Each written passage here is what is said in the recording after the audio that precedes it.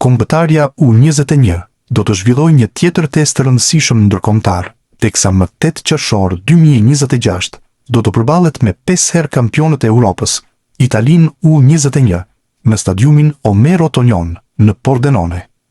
Federata Shqiptare e Futbollit ka arritur marrëveshjen me Federatën Italiane të Futbollit për zhvillimin e kësaj ndeshjeje miqësore, e cila do të nisë në orën 18:15. Kjo përballje do të jetë ndeshja e dytë në kuadër të grumbullimit të muajit qershor për kombëtaren U21.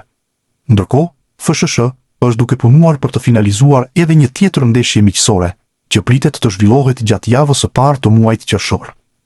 Këto ndeshje miqësore janë pjesë e përgatitjeve të kombëtares U21 në kuadër të kampionatit evropian U21 2027, ku Shqipëria është e kualifikuar automatikisht si një nga vendet organizatore.